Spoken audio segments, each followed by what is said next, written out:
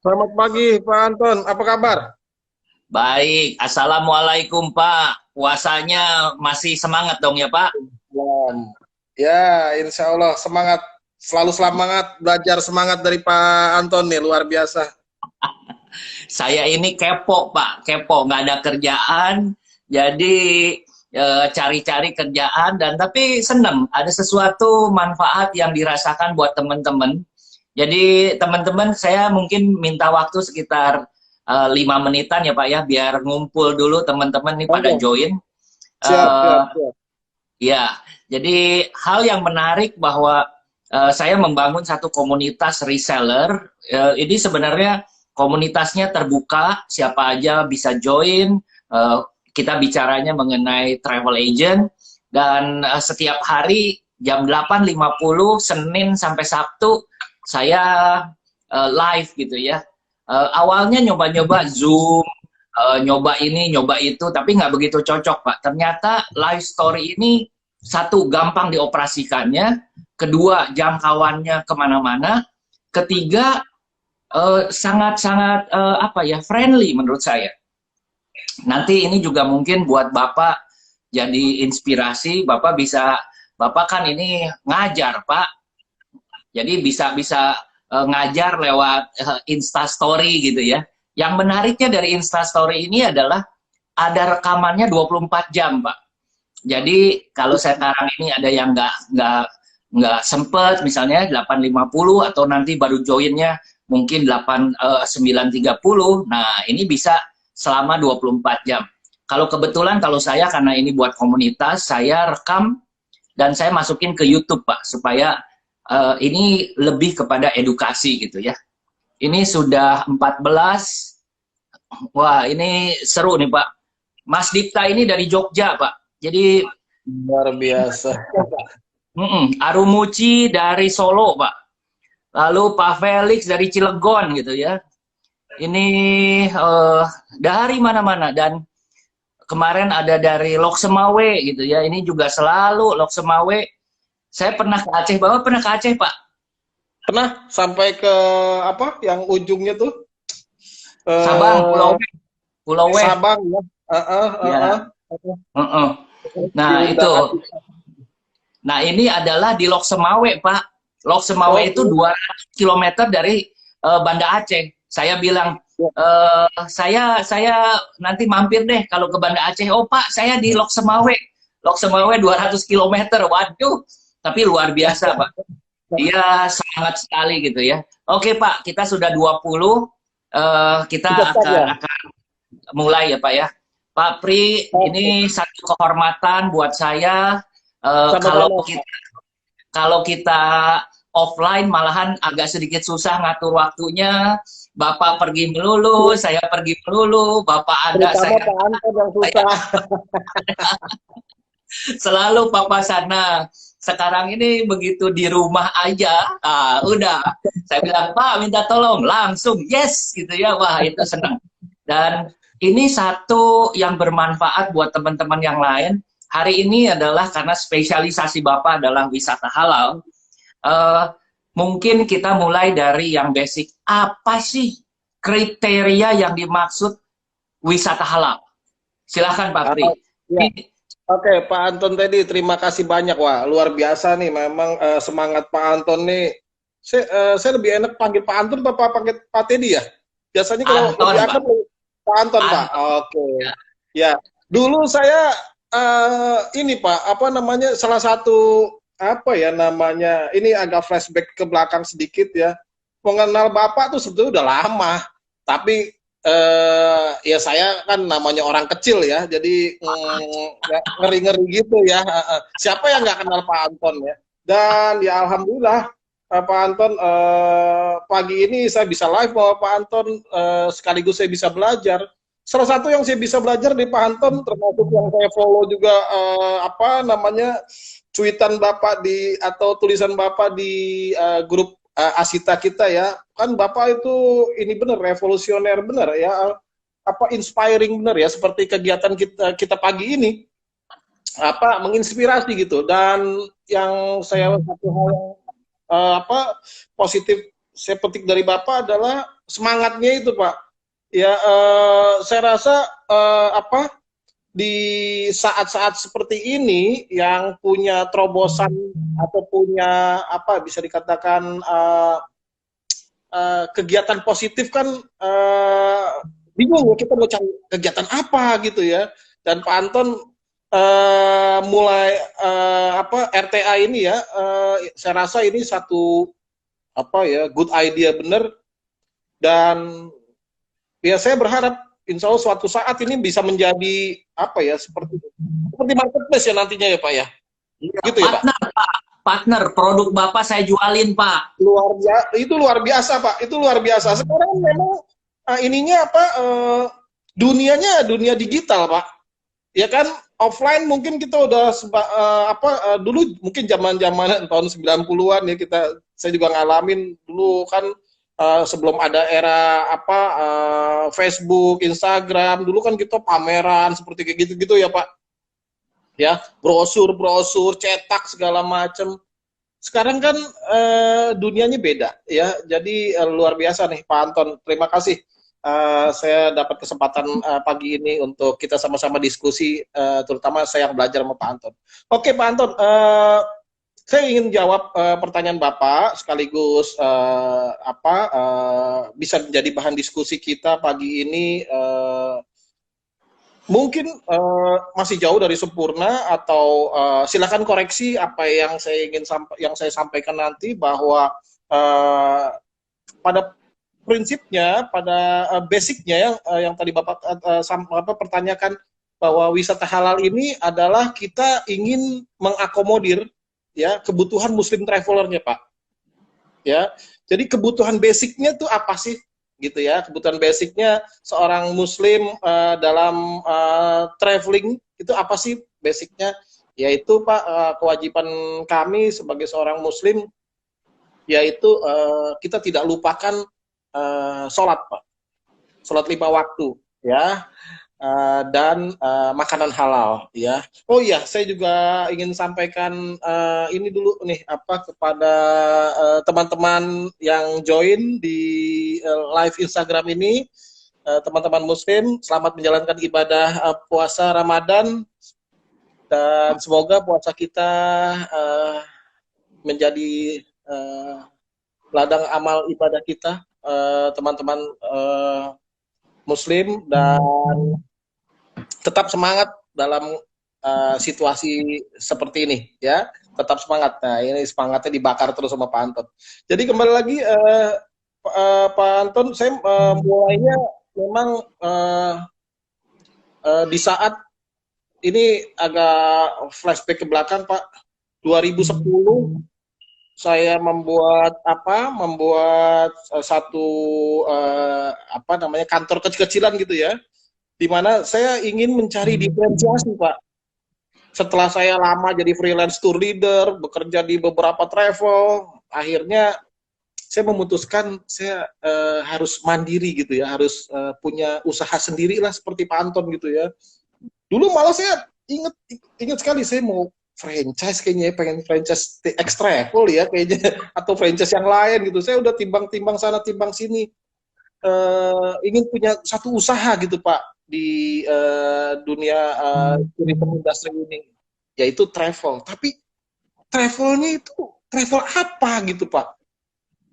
Kalau saya buka travel biasa, maksudnya sama dengan yang lain, ya saya tidak ada bedanya dengan travel yang lain Pak.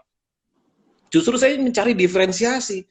Bagaimana saya dengan keterbatasan modal, ya, dengan segala keterbatasan, saya bisa bisa eksis gitu ya. Saya jadi ingat salah satu dosen saya bilang harus inovatif gitu, harus ada inovasinya. Jangan copy paste atau jangan jiplak gitu Pak. Oke, saya juga ingat ATM ya, amati, tiru, modifikasi gitu ya. Oke, saya amati owner travel dulu yang tempat saya bekerja. Oh, cara kelolanya begitu. Saya amati, saya tiru, tapi saya modifikasi Pak. Modifikasinya apa? Saya modifikasinya dalam bentuk paket turnya, kontennya, kontennya agar tidak sama dengan konten-konten yang lain. Kalau saya sama dengan konten-konten, misalnya saya sama dengan konten TX Travel, ya saya kalah bersaing dong. Pak Anton dari tahun 81 kan? Iya Pak. 81. 81 itu saya masih SMP Pak. Jadi saya nggak mungkin head to head dengan gajah gitu ya. Dari segi permodalan, dari segi pengalaman, saya pasti kalah. Maka daripada itu saya buatlah diferensiasi. Nah, diferensiasi itu di mana diferensiasinya gitu kan? Kalau modal jelas saya kalah sama Pak Anton atau kalah dengan yang lain-lain. Diferensiasinya apa? Kalau servis pasti semua orang berlomba dalam servis karena namanya juga jual jasa Pak ya. Namanya travel kan jual jasa, pasti berlomba dalam pelayanan. Diferensiasinya adalah dalam bentuk kontennya, ya. Di mana saya ingat 2010-an itu travel Muslim, ya, mereka kan fokusnya hanya umroh dan haji, Pak. Betul nggak Pak? Umroh dan haji, kalaupun ada rute atau destinasi di luar umroh dan haji itu biasanya Aqsa, ya, karena di sana ada masjid ketiga, atau Turki, ya, karena kalau mau umroh biasanya kalau pakai Turkis ya transit di Istanbul sekalian city tour deh, ya kan, atau Dubai, Abu Dhabi, karena kalau pakai Etihad atau pakai Emirates ya transit di sana sekalian city tour deh. Tapi bagaimana dengan destinasi-destinasi lainnya, termasuk juga destinasi Nusantaranya, ya, karena selama berpuluh-puluh tahun travel Muslim ini dia tidak tidak sentuh destinasi lain Pak, termasuk juga travel Bapak saya rasa, betul nggak? Ya, travel Bapak kan namanya travel leisure umum, ya kan? Kalau umum kan ya ya tidak ke masjid toh pastinya ya. Tidak juga mungkin tidak ke gereja juga kan Pak ya, semua umum ya, destinasi hanya ke objek wisata kan, seperti itu. Jadi poinnya adalah kita buat itinerary-nya, ada sholat di masjid-masjid yang ada di negara tersebut, ya. Meskipun kita tidak bisa sholat 5 waktu karena keterbatasan waktu kan Pak ya. Kalau subuh bisa di hotel, maghrib bisa di hotel, tapi kalau siang zuhur asar biasanya kita kodok atau kita gabungkan Pak. Jadi poinnya adalah kita mengenalkan masjid-masjid, termasuk kita mengenalkan masjid-masjid yang ada di negara tersebut, dan tentunya kita strictly dengan makanan halal Pak. Nah, lalu pertanyaan ini berkembang Pak, bagaimana mencari oke, kalau masjid mungkin banyak gitu ya, atau bukan banyak, artinya kita bisa nemukan ya, ada juga kota-kota yang nggak ada masjid juga ada. Kita ketemunya hanya sebuah musola kecil atau masjid kecil gitu ya, malah satu ruangan yang bukan masjid atau bukan musola itu dijadikan tempat untuk sholat, itu juga banyak karena kita menjadi minoritas di sana. Tantangannya yaitu selain menemukan masjid, yaitu restoran halal Pak. Restoran halal yang bercita rasa atau yang masuk di lidah kita Pak. Karena kan restoran halal yang ada di negara-negara sana, katakan di Eropa ya, gitu kan, didominasi oleh makanan Middle East ya, makanan Maroko, makanan Libanon, atau makanan Arabik gitu ya. Yang mana kalau Bapak traveling 14 hari atau 18 hari makan seperti itu terus ya, pertanyaan saya, apa kita bisa makan seperti itu? Pasti angkat tangan Pak. Enggak. Hari pertama, hari dua kita bisa makan Pak. Hari ketiga, keempat mereka udah teriak, saya pengen nyari nasi putih. Betul nggak Pak? Kurang lebih sampai situ dulu Pak. Itu untuk basic. Iya, saya ada kenangan khusus tentang wisata halal ini Pak. Jadi saya charter pesawat 2016. Saya tidak begitu punya fokus ke wisata halal karena 2016 pada waktu saya charter cuma 13 kali dalam 1 tahun. Dan penuh. Sebulan sekali, ambil sebulan sekali ya. Iya. Oke. Begitu saya masuk ke 2017, dari seminggu sekali menjadi seminggu 3 kali. Nah, ini Artinya baru naik kan permintaannya kan? bukan pesawatnya dinaikin, Pak. Permintaan belum, Pak. Kita masih jadi kita bikin dulu available produknya seminggu 3 kali, seminggu 3 kali pesawatnya, Pak. Jadi seminggu 3 kali itu adalah back to back begitu ya. Pesawatnya ada 3 seminggu itu. Nah, bisa dibayangkan yang terjadi adalah mulai mikir bagaimana nih cari pasar yang baru. Pasar yang baru yang saya lihat adalah wisata halal. Nah, saya mulai lakukan. Saya membutuhkan 6 kali, Pak. Saya sampai 6. Apa yang mendasari Bapak mencari pasar di wisata halal? Apa yang mendasarinya, Pak? Ini menarik nih masalah. Karena grup saya tidak ada yang Muslim, tetapi mulai. Kalau dulu saya mengatakan, oke, mereka tanya, makanannya halal nggak? Kita bilang, no pork. Ya, itu udah biasa gitu, no pork. Tapi ternyata kriteria halal bukan no pork. 2 hal yang berbeda gitu ya. Masuk ke restoran, ada B2-nya, nggak mau masuk, Pak. Nggak mau masuk. Yang masaknya bukan Muslim dalam tanda petik, bukan di restoran Muslim, dia berpikir, nggak mau masuk gitu kan. Oh, aduh, saya mau mengembangkan pasar, lalu saya mulai. Hainan tuh pulaunya kecil, Pak. Cuma memang turisnya yang datang ke Pulau Hainan 10 kali daripada yang turis datang ke Bali. Jadi memang besar sekali. Tetapi dia punya yang mayoritas yang datang itu domestik dari China. Sehingga nggak ada istilah perlu makanan Muslim. Tetapi menariknya di sana ada 20.000 Muslim. Dari 3 juta 20.000. Dan ada kampung-kampung Muslimnya. Nah, saya mulai cari. Nah, ini saya mau cerita ke teman-teman betapa bukan hal yang gampang bikin wisata halal itu. Saya survei sampai 6 kali, Pak. Pertama, saya survei dengan manajer saya. Dia Muslim. Lalu saya bilang, ayo kita survei. Di China, Pak, makan siang, makan malam, di meja itu ada bir, Pak. Betul. Nah, bir itu adalah ada wine. Ini pertanyaan saya kan waktu awal adalah bir boleh nggak? Manajer saya bilang dia Muslim, nggak apa-apa Pak, ada bir di situ kita nggak usah makan gitu kan?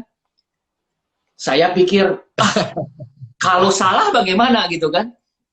Satu hari saya mengundang satu pesawat itu diisi oleh Asita, Pak, dari seluruh Indonesia, 34 provinsi. Di situ kan campur, segala agama ada di situ. Karena dari Indonesia, benar-benar dari Sabang sampai Merauke. Yang menarik adalah ada sekelompok kecil yang tidak makan, Pak, selama 2 hari. Jadi makan pagi dia di hotel bisa pilih, tetapi makan siang begitu ngelihat menu ada B2, ada babi, nggak makan. Makan malam, ngelihat menu, walaupun makanan keluarnya nggak ada babi, Pak, nggak dimakan. Waduh, hari kedua, hari ketiga saya baru tahu. Bapak bayangin gitu ya, saya sebagai organizer mengundang seluruh Asita dari Sabang sampai Merauke, ada kurang lebih mungkin sekitar 7-8 orang yang sangat ketat. Saya deg-degan, Pak. Deg-degan, lalu gimana? Waktu itu kita mengundang ketua asosiasi Muslim di Hainan. Kebetulan dia bisa bahasa Inggris karena sekolahnya di Abu Dhabi. Lalu saya nanya ke dia, gimana dan lain sebagainya. Nah, itu dapat pencerahan luar biasa. 1, pokoknya di meja nggak boleh ada bir gitu ya. Persoalan makan atau tidak boleh. Itu ada, dia kasih ayat-ayatnya gitu ya. Yang kedua, dia tunjukin. Saya ke kampung Muslim. Bayangin, Pak, di kampung Muslim, dia aja bisa nunjuk. Ini ada kurang lebih 40 restoran Muslim, tapi hanya 2 yang menurut dia halal. Kaget nggak, Pak? Kita kan bingung. Kita orang asing ngelihat ke situ restoran ada 40 berjejer. Dan di kampung Muslim, Pak, bukan di kampung yang lain. ternyata cuma ada 2 restoran. Nah, dari situ mulai saya butuh 6 kali, setelah itu baru sekarang itu udah lancar, Pak. Ke Hainan, kalau Luar ke biasa. Kunming, ya, kalau ke Kunming aman, Pak. Karena Kunming itu Ya, tempat lahirnya ya, Laksamana Muhammad Cheng Ho gitu ya. betul. Itu aman. Lalu ke Inner Mongol, Ningxia, itu Ya, juga provinsi Muslim, jadi aman. iya, Ke iya. Muslim Quilin, kan banyak. iya, ke Betul. Quilin juga aman, Pak. Ternyata Quilin itu banyak Muslimnya. Nah, jadi saya mau cerita bahwa bikin wisata halal itu nggak gampang. Saya appreciate banget ke Bapak bikin terobosan seperti begini. Pak, ceritain sedikit dong, Pak. Kalau di Asia yang paling susah bikin bikin wisata halal kemana, Pak? Oke, Pak Anton, terima kasih ini apa pengalaman yang luar biasa ini dalam rangka memfasilitasi kebutuhan Muslim traveler. Yang mana sebetulnya ini juga menjadi satu opportunity, Pak. Sebetulnya kalau kita lihat secara ini ya, apa namanya mau dibuat kita bicara bisnis, ya karena apa? Mayoritas penduduk Indonesia kan Muslim, Pak. Pasarnya besar sekali, Pak. Ya kan? Sampai-sampai Pak Gunung Titlis di Swiss Pak, di Gunung Titlis ya di Swiss ya, itu dia punya restoran halal Pak di gunung loh Pak, di Swiss Pak. Ya memang semuanya pakai proses ya. Kita audiensi terus, kita bicara panjang lebar bahwa potensi Indonesia itu luar biasa marketnya ya, dan ekonominya kan cenderung membaik terus ya. Ininya apa segmen orang untuk yang travel itu kan meningkat terus dari yang saya level menengah ke atas sampai yang menengah menengah pun naik gitu ya. Dan jalan-jalan itu mudah menjadi tren sekarang begitu ya, bukan seperti 10-15 tahun yang lalu atau 20 tahun yang lalu.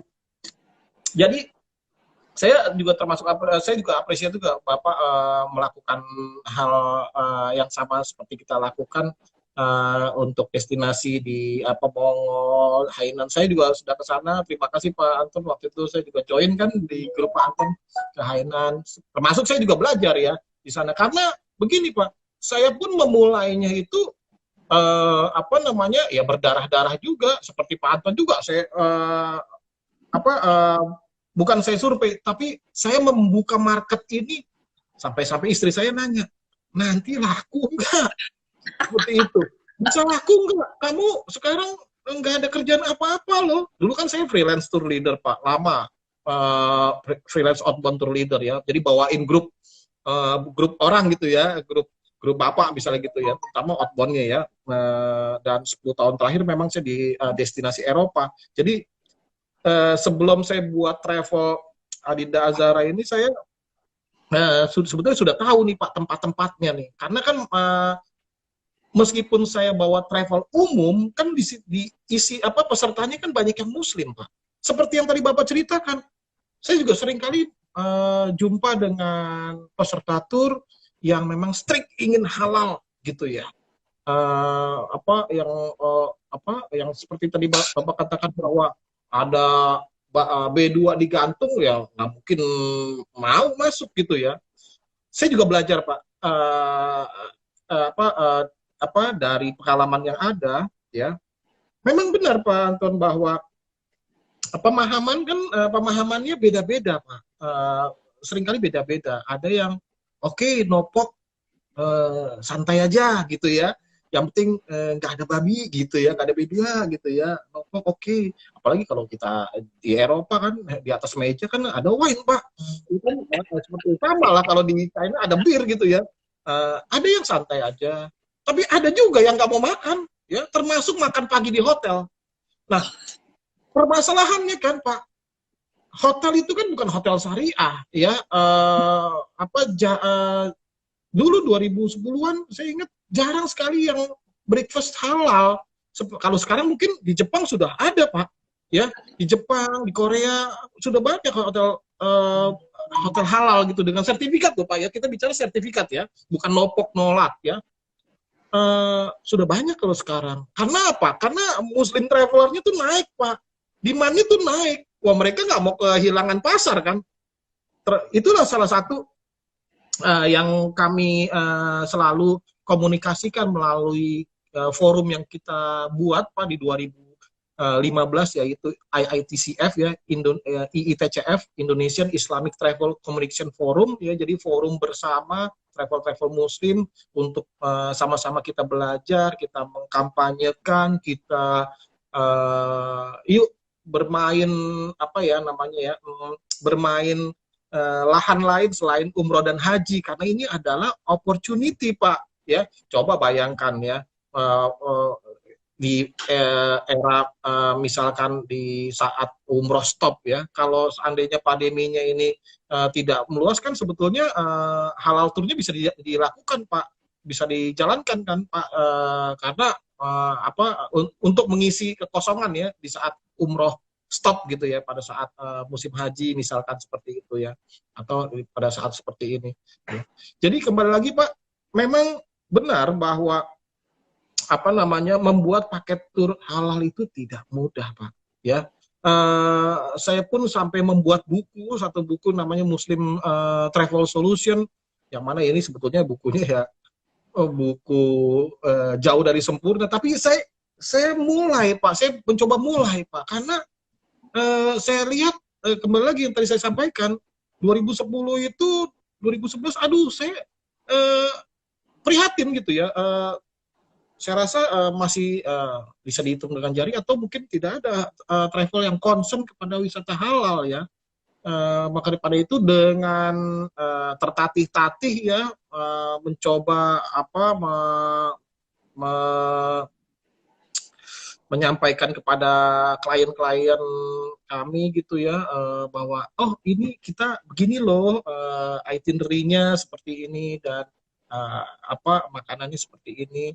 Lalu kita juga mencari terobosan Pak, bagaimana kita makan itu ya nyaman Pak, bagi para pemeluk agama Islam dalam traveling itu nyaman makanannya, karena mereka awalnya memilih makannya itu masak Pak, masak sendiri ya di hotel, masak sendiri di hotel, bawa gitu ya, bawa bekal gitu ya.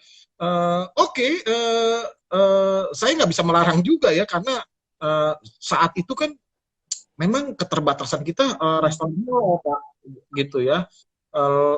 Tapi di sisi lain kita tahu bahwa kalau di Eropa, atau saya rasa juga hampir di semua hotel, kita kan nggak boleh masak Pak di dalam kamar Pak. Boleh nggak sih masak di dalam kamar? Kan nggak boleh Pak. Ya kan, apalagi yang ada bau-bau khusus gitu ya. Itu kan bukan hanya bisa kebakaran, tetapi bisa mengotori gitu ya Pak ya. Jadi kamar itu saya rasa hotel tidak izinkan kita masak-masak gitu Pak ya. Jadi kurang lebih begitu. Lalu sambil berjalan saya mencari ini Pak, mencari jalan keluar, solusinya apa sih ya, agar mereka bisa jalan-jalan dengan nyaman ya, sholatnya tidak ketinggalan, lalu makanannya ini gitu Pak. Nah, salah satu terobosan yang saya lakukan Pak adalah saya menggandeng teman-teman yang ada di negara tersebut Pak ya. Misalkan katakan, karena spesialis saya di Eropa, teman-teman saya dikatakan di Belanda gitu ya, atau di Swiss, atau di Jerman, atau di Italia, orang-orang Indonesia yang ada di sana, untuk buatin nasi box Pak, nasi box gitu ya, nasi box ya.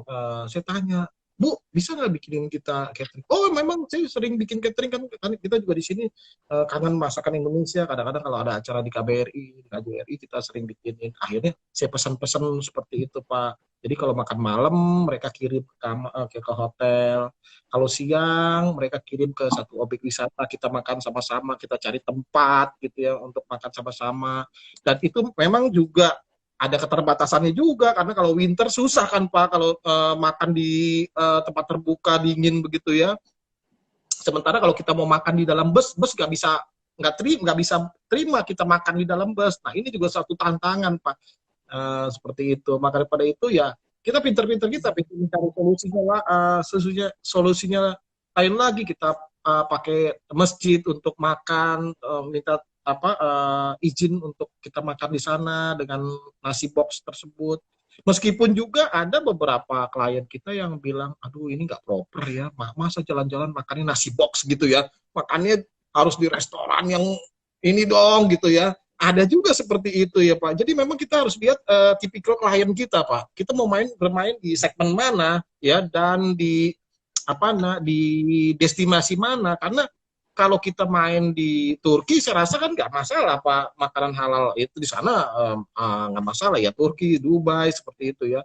Asia pun saya rasa juga tidak terlalu sulit Pak ya, kalau seperti kita tur di Malaysia atau tur di Hong Kong, banyak makanan halal ya, atau di Singapura gitu ya. Yang kesulitannya itu adalah pada saat di mana negara-negara kita menjadi minoritas Pak. Seperti kita di Eropa Utara Pak ya, di Skandinavia ya, itu kan sulit sekali ya mencari restoran yang benar-benar halal ya. Kita bicara benar-benar halal dalam arti restoran tersebut mempunyai sertifikat Pak, karena di sana kan juga ada yang namanya Muslim friendly Pak ya. Muslim friendly ya artinya ya nopok nolak itu ya, seperti itu. Jadi ya ini sebetulnya saya pribadi ya, saya juga masih terus belajar Pak ya, belajar dan menerima masukan daripada klien-klien kita, daripada teman-teman. Ayo kita diskusi bagaimana ke depannya sih seperti ini, karena kita juga masih belajar, masih jauh daripada sempurna. Tetapi at least kita sudah mulai Pak. Artinya kita sudah mulai bahwa kebutuhan Muslim traveler ini kita akomodir dalam rangka memberikan rasa nyaman dalam travelingnya gitu ya. Karena mereka kan juga bukan hanya mau umroh dan haji Pak, mereka juga mau jalan-jalan Pak. Ya kan? Mereka punya uang mau jalan-jalan, pengen lihat dunia luar Pak, bukan hanya umroh dan haji, jangan salah Pak. Ya, mereka ingin pengen juga ke Amerika, mereka pengen ke Australia, New Zealand, Jepang, Korea dan lain sebagainya, bukan hanya umroh dan haji, jangan salah seperti itu. Jadi saya menyambut baik sekali dengan RTA ini Pak. Mudah-mudahan ke depan saya bisa join meramaikan RTA ini ya, Reseller Travel Agency, agar semakin semakin tersosialisasikan Pak kepada para Muslim traveler ya Pak. Karena saya lihat saat ini juga masih banyak yang belum tahu ya, jalan-jalan itu bisa nyaman dalam dalam perjalanan itu di travel apa sih, kurang lebih begitu ya. Karena kalau mereka yang sudah kan mereka kan ya sholatnya di bus gitu ya, dan makanannya ya seketemunya gitu ya. Nah ini yang membuat keprihatinan saya, termasuk juga ini menjadi satu opportunity, sekali lagi menjadi satu opportunity ya, atau lahan yang bisa digarap Pak, yang bisa digarap, dan ini marketnya luar biasa sekali Pak. Termasuk juga wisata halal Nusantara ya, bukan hanya mancanegara, termasuk juga Nusantara. Tapi kalau di Indonesia kan karena kita mayoritas penduduknya Muslim, mencari restoran halal di Indonesia tidak sulit ya, karena kita mayoritas Muslim ya. Tapi bagaimana pertanyaannya pada saat kita berkunjung ke negara mayoritas non Muslim? Nah ini menjadi challenge-nya Pak, kurang lebih gitu Pak Anton. Oke, ada hal yang menarik pada waktu saya pergi ke Taiwan Pak. Di Taiwan sebenarnya Muslimnya cukup banyak. Tapi saya punya kendala pada waktu itu adalah restoran Muslimnya itu lagi Pak. Jadi nggak punya pilihan, menunya itu lagi. Nah, hal yang menarik pada waktu itu peserta tur saya, jadi kadang-kadang kita itu mesti belajar dengan peserta tur juga, karena mereka pengalaman kita itu kadang-kadang pakai kacamata kuda, nggak ngelihat kiri, nggak ngelihat kanan, lurus saja gitu. Lalu salah satu peserta tur bilang, Pak, saya lagi baca nih, jadi mereka baru pertama kali ke Taiwan. Saya lagi baca bahwa di Taiwan itu ternyata banyak vegetarian, banyak Iya, yang makan vegan, jadi vegan di atas vegetarian. Kita coba iya, dong Pak, itu pasti halal katanya. Saya bilang ya jelas itu pasti halal karena nggak ada binatang sama sekali gitu ya. Waduh Pak, ternyata jadi ini informasi juga buat teman-teman semua, khususnya di negara Taiwan itu industri vegetarian dan termasuk ke level yang lebih tinggi di mana itu vegan itu banyak. Jadi saya eh, mungkin 3 hari pertama makannya adalah di Muslim restoran. Tapi begitu setelah itu dia bilang, Pak kita pindah ke vegan, ke vegetarian. Terus saya bilang, kenapa? Kita bisa makan daging segala macam. Tapi kan semua kan dari tepung gitu ya. Itu pengalaman. iya. Yang kedua adalah pada waktu saya di China, ternyata juga sama Pak. Cari restoran Muslim itu susah. Tapi cari vegetarian food lebih gampang. Karena mereka Betul. masih ada yang Buddhisnya gitu ya, di mana Ya, mereka makan kelompoknya masih vegetarian. nggak makan daging gitu ya. Betul. Nah, sama kayak pada waktu saya bawa Muslim ke Israel, Pak. Mereka Iya, tanya, Pak, kosher itu apa sih? Saya bilang, wah kosher mah udah mirip kayak halal. Dan malahan dalam hal-hal tertentu lebih ketat lagi. Kita nyoba dong, pasti halal kan? Oh, saya bilang, pasti halal kalau kosher. Nah, ini jadi seru juga, Pak. Hal-hal yang seperti kayak begini sebenarnya menjadikan kita berkembang. Dari satu, kedua, ketiga. Ini ada yang kasih komen dari Pak Bob. Eh, Pak Bob bilang dia pada waktu bawa susah sekali, bawa ke Hong Kong, ke China, lalu dia bawa bekal gitu ya.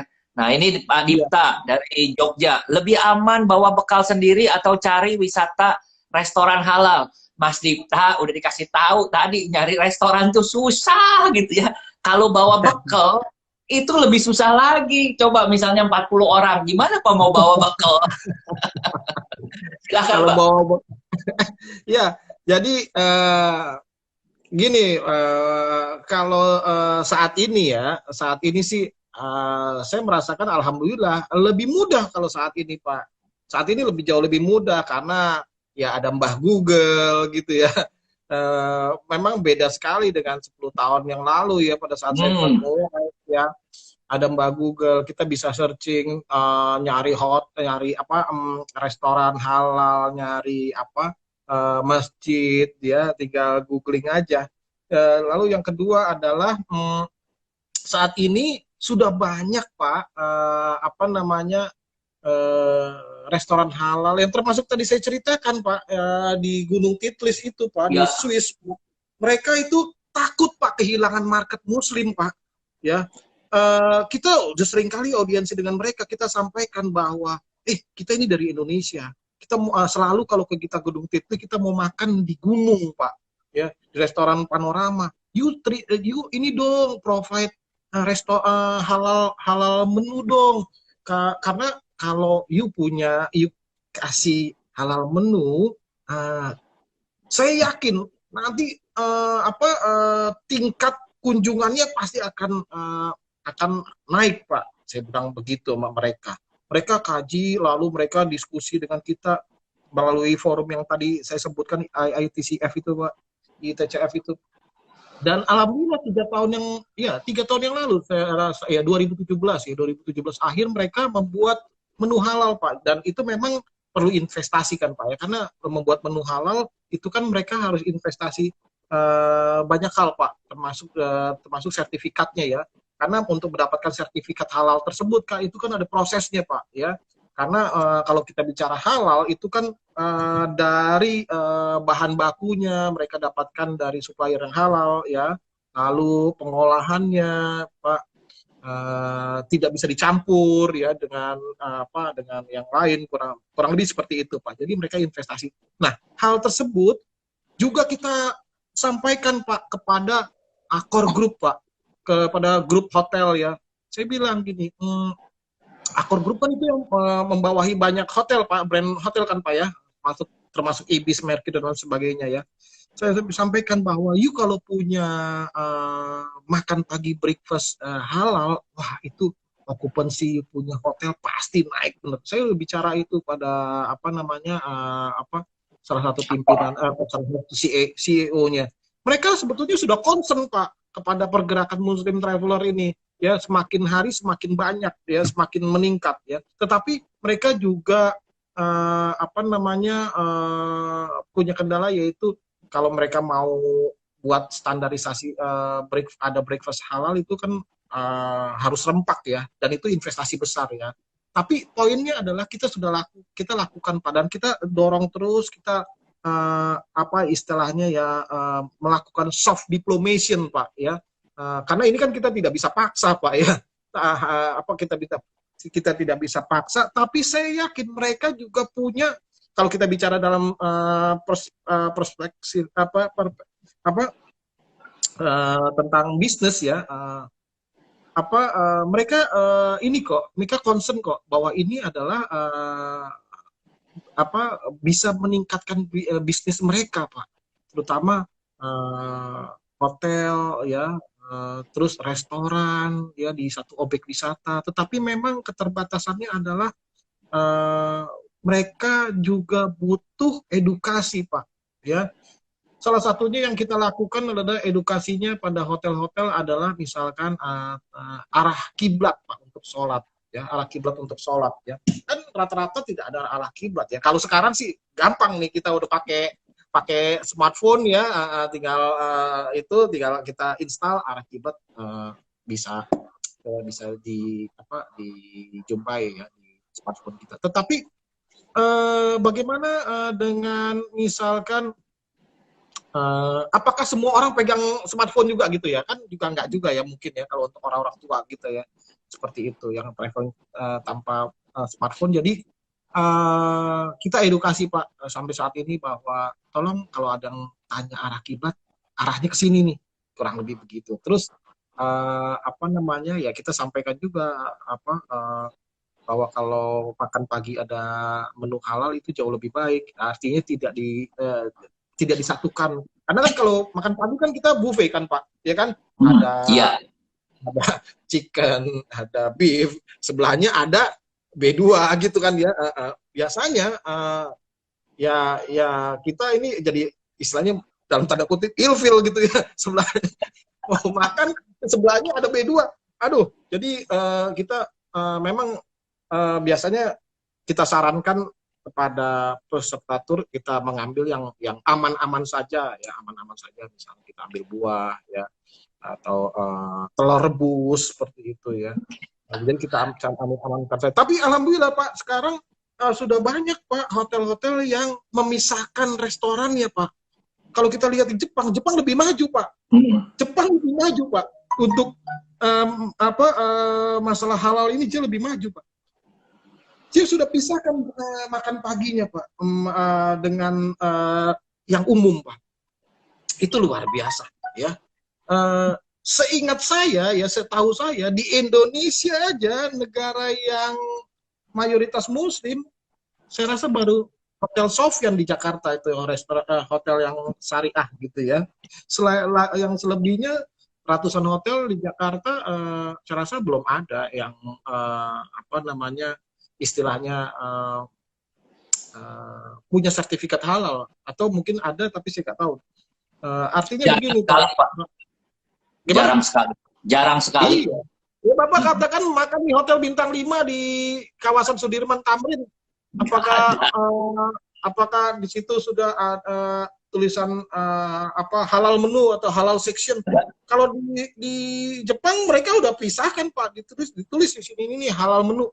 Yes, dengan sertifikat Pak, ya, dengan sertifikat, ya. Sertifikat itu yang mengeluarkan itu otoritas yang berwenang Pak. Bukannya dia sekedar tulis, itu melalui prosedur panjang, mekanisme yang panjang.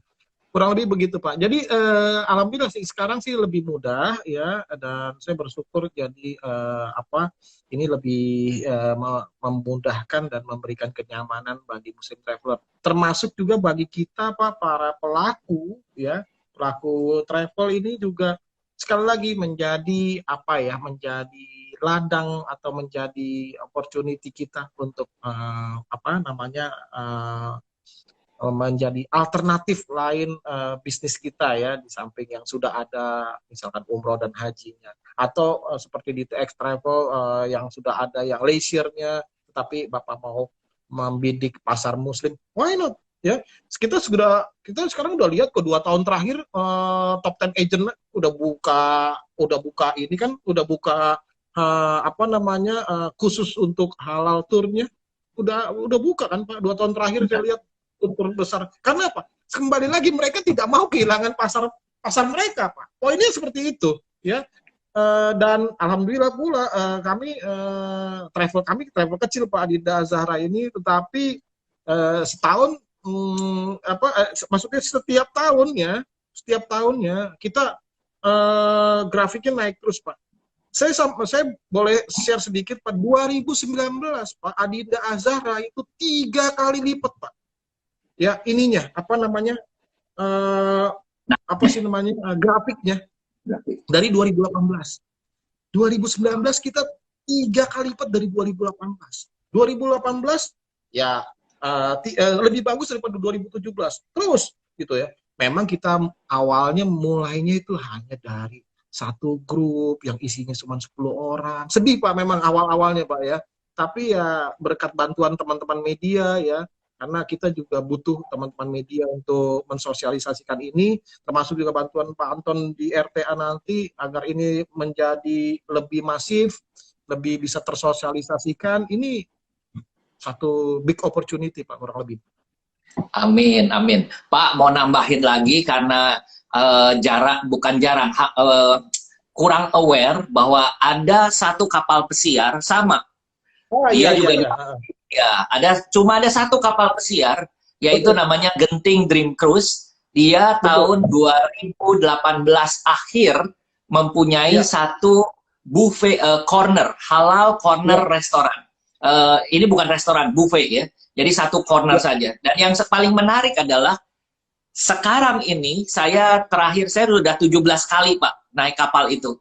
Jadi bisa merasakan bagaimana bedanya. Dan saya naik mungkin 5 kali terakhir sudah ada halal cornernya. Dan halal corner ini enak banget Pak. Buat saya cocok banget. Saya orang Sukabumi, suka sambal, ada kedua ada pete Pak. Ada pete, ada lalap gitu Pak. Terus ada sop buntut. Di sana namanya bukan sop buntut Pak, sop ekor gitu ya. Waduh, Pak, saya bacain ini udah banyak komen dari Sari Suryanti. Priyadi sangat konsen sekali dengan wisata halal. Emang perintis Indonesia hanya Pak Priyadi. Yes, Ciayu ya. Kita banyak belajar, makanya saya undang ke sini dari Bapak Ki. Perbandingan kos wisata biasa dengan wisata muslim, gambarannya gimana Pak? Berapa persen biaya perbedaannya? Oke Pak, nanti tahan dulu. Ini ada Pak Ferry Dahsyat. Nah, Pak Ferry Dahsyat ini luar biasa Pak. Dia sebenarnya jagoan properti Pak. Namanya pendekar properti Pak. Tapi memang dia tukang jalan-jalan juga. Saya racunin dia Pak supaya jalan-jalan terus. Nah, dia tanya begini, apa paketnya supaya travel tidak pusing? Oh, maksudnya supaya tidak pusing dengan makan siang, dengan makan malam, dikasih cashback aja, Pak. Jadi mereka bebas cari sesuai keinginan, dan banyak fast food internasional sana yang biasanya halal. Tergantung juga, ada yang ada yang enggak ya, Pak ya. Nanti saya jawab, Menarik ini, menarik. Iya. Terus, nah ini Pak Bob. Jepang negara paling siap dalam halal meals. Mulai dari kedatangan barang halal di pelabuhan sudah dipisah. Jepang peluang mendapatkan halal di Asia. Yes, oke. Pak, silakan Pak. Tadi berapa perbedaannya dan di cashback? Oke. Terima kasih. Nah, ini mungkin yang tanya perbedaan cost makanan halal dengan yang katakan nopok gitu ya. Itu mungkin pelaku nih atau travel nih ya, karena mungkin beliau juga sudah merasakan bahwa untuk makanan halal memang lebih mahal Pak daripada katakan kita makan di Chinese food gitu ya, katakan di Eropa ya. Kalau kita makan di Eropa, Pak, di Chinese food itu dengan makan table set gitu ya, itu berkisar antara 7 sampai 10 euro per pax ya, per orang ya, 7 sampai 10 euro. Tetapi itu tidak bisa kita dapatkan untuk menu halal, Pak. Memang menjadi apa ya, operation cost kita menjadi lebih mahal, Pak. Jadi gini, kalau kita bikin paket tour ya kan, kita kan ngitung quotation, Pak ya. Quotation kita kan salah satu isinya adalah mengenai meals kan ya. Jadi harga quotation kita memang jadi agak lebih tinggi daripada harga tour umum ya, yang kita biasa misalkan kita makan di Chinese food gitu ya. Karena apa? Nah ini, karena satu, kalau menu halal itu otomatis mereka mendapatkan bahan bakunya atau dagingnya, ayamnya itu dari supplier halal, ini Pak ya, dari supplier halal, dari bukan yang sembarangan, Pak ya. Nah di negara-negara tertentu itu kan supplier halal itu kan tidak banyak, Pak, ya kan, mungkin 1, 2, 3 tergantung negaranya ya. Nah untuk mendapatkan apalagi kalau pada saat kesulitan gitu ya mendapatkan bahan bakunya, harga pasti akan naik dan seperti itu, Pak. Jadi tidak umum gitu ya, tidak umum seperti yang mudah didapatkan untuk restoran umum, kurang lebih begitu. Itu salah satu kenapa halal makanan halal itu agak lebih naik. Perbedaannya mungkin bisa di 10-15% ya untuk harganya ya. Nah, kita mensiasati bagaimana kita juga bisa bersaing dengan harga leisure yang umum ya, agar para peserta kita tidak teriak gitu ya, kok mahal nih yang halal tour nih ya. Meskipun mahal pun mereka juga pergi, Pak. Ya, nggak ada pilihan. nggak ada pilihan, Pak.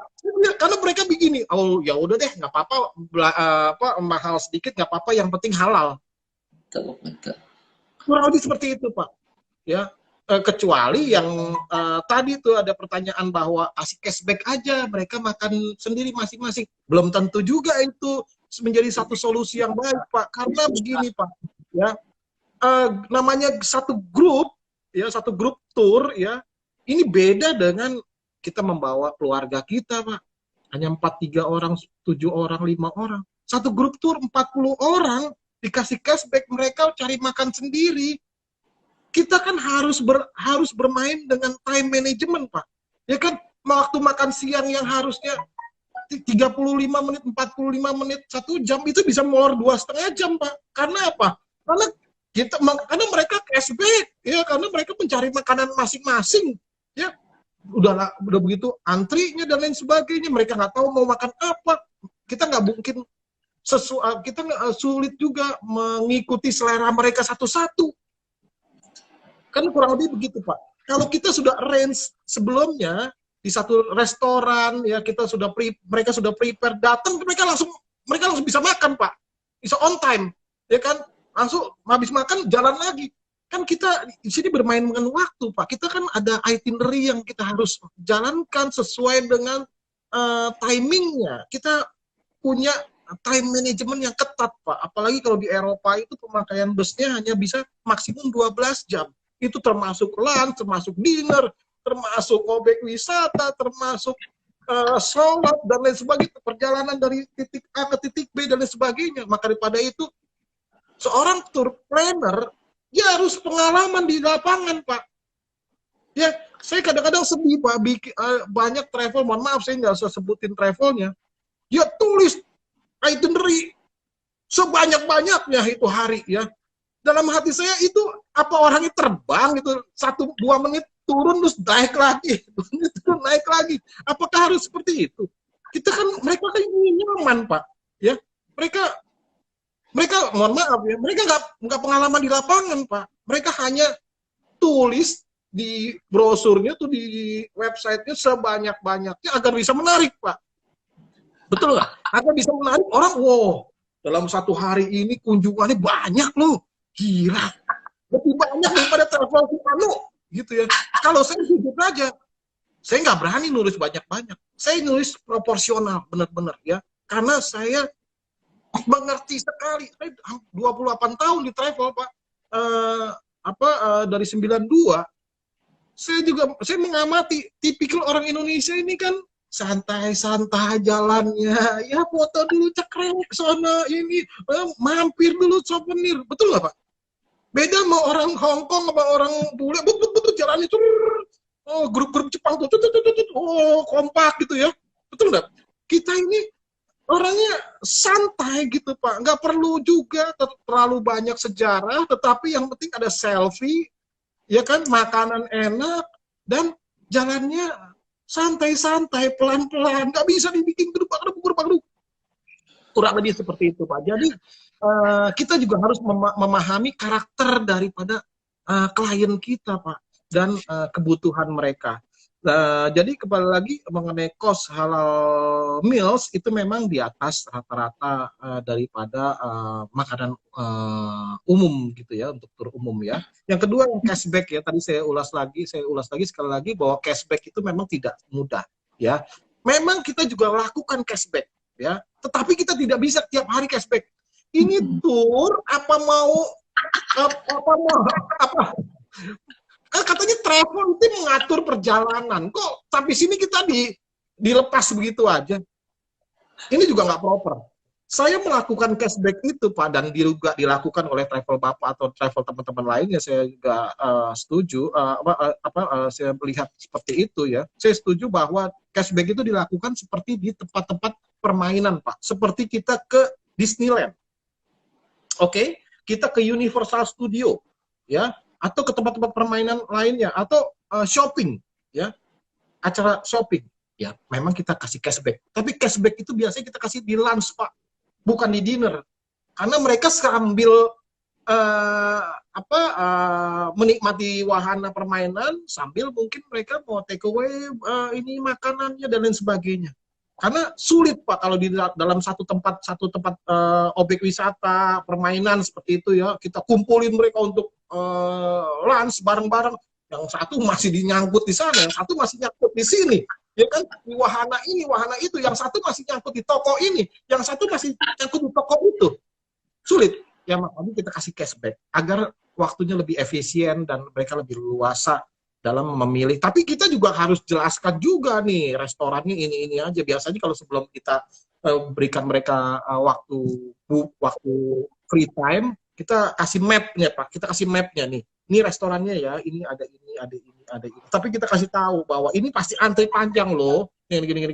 Biasanya kita juga brief juga sebelum kita berangkat atau satu hari sebelum keberangkatan ya. Jadi kita ini kan ada SOP-nya, Pak. Perjalanan ini semuanya ada SOP-nya ya. Ada SOP-nya ya. Jadi mohon maaf ya, bukan sekedar kita bikin tur laku, dijual dan hit and run, bukan seperti itu, Pak. Ya, kita bisnis jasa ini, bisnis travel ini kan bisnis trust ya, bisnis kepercayaan, bisnis jangka waktu panjang. Seperti ya contohnya Pak Anton sendiri dari tahun 81 bisa eksis sampai detik ini, artinya orang percaya Bapak. Betul kan, Pak? Bapak bukan hit and run. Ya kan, kredibilitas Bapak itu sudah diakui ya, termasuk saat ini kita diskusi. Kalau saya nggak respect sama Bapak, saya ngapain diskusi-diskusi beginian? Kurang itu begitu. Karena iya, Pak, karena ini 60 menit adalah selesai, tinggal 25 detik lagi. Jadi terima kasih, Pak. Mohon maaf, ini luar biasa ya. Yang ikut 50-an lebih, mungkin nanti saya lihat berapa banyak yang viewernya ya. Bapak Ibu, terima kasih. Sampai ketemu lagi. Pak, terima kasih. Terima kasih. Ya. Assalamualaikum. Terima kasih, Pak Anton. Terima kasih.